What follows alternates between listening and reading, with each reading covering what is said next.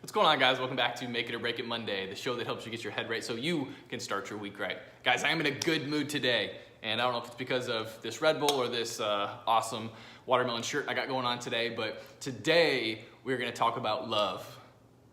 As if you weren't uncomfortable enough, we're going to talk about love for your people. Now, realize that there's different kinds of love, right? Love for family and friends and kids and things like that. But when I think about love for your people, I mean a genuine caring and desire for those to be successful around you, for them to want to win, right?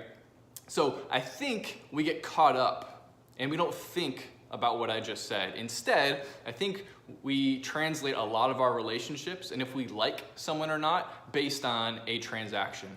So here's two ways you can see if you fall into this bucket. Number one, do you only care about the people around you when they're performing for you? If you do, then you're treating your relationship as a transaction. Number two, do you love those people who are performing for you more than those who aren't? If you do, then you're thinking of your relationship as a transaction. So let's not be naive and think that those other people who we're not giving enough love to don't actually feel that and realize that as well, right? So I'm gonna translate this by giving you guys a little story. So I was talking to a friend, and this friend was taking a group of 16 and 17-year-olds to the Dominican Republic to serve. So they get to the Dominican Republic and they have a couple hours before they're actually supposed to check in. So they're at the hotel and my friend goes to the front desk and says, hey, there's a soccer field over there. Is it okay if I take, they have about 60 kids with them, is it okay if I take the kids over to the soccer field and we play soccer and hang out before our rooms are ready? And the guy's like, sure, absolutely, but let me tell you one thing before you go over there.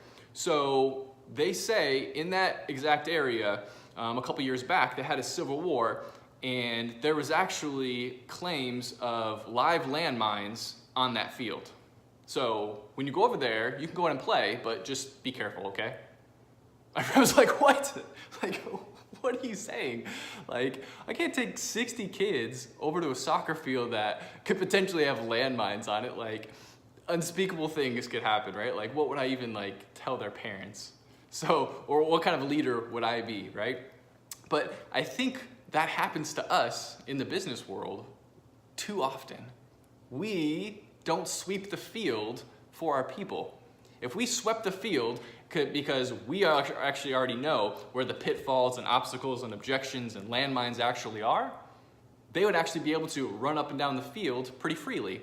But instead, can you imagine trying to play soccer with landmines on the field? You'd be like, please don't pass me the ball. And then you'd be like, let me test this out. Okay, I'm good. Instead of just being able to run up and down. So I would challenge you guys to think about this. Are you sweeping the field? Are you sweeping the field for all of your people?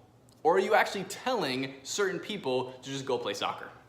Because if you're telling them to go play soccer, and then we worry about and wonder why, they go run up and down the field and then they get blown up, right? I get blown up in a meeting with a customer. I get blown up on trying to sell value of my company. I get blown up as soon as I get an objection. And that's exactly what happens. Realize that you will win when you have more well-equipped people on the field than the competition. End of story. And that does not happen when you think of your relationships as transactions. Literally, you're doing a disservice to that person, to your company, region, and yourself, right? For your own and their own personal success and development. Realize that I do these videos to install these concepts inside my own brain, for myself, for my team, and I think a lot of the time we have to stop riding the roller coaster of our own circumstances and instead start thinking of all of our relationships as just that. A relationship, not a transaction. So stop riding the roller coaster of your own circumstances. Stop thinking of your relationships as just transactions. We need to be able to rise above for our people. Help them regardless of where the landmines are. Because your veterans will have different landmines than the new people on your team. But it's our job to sweep the field and enable all of them as leaders to be able to go out and play soccer. So hopefully this resonates. Hope you guys have a good week. Take care.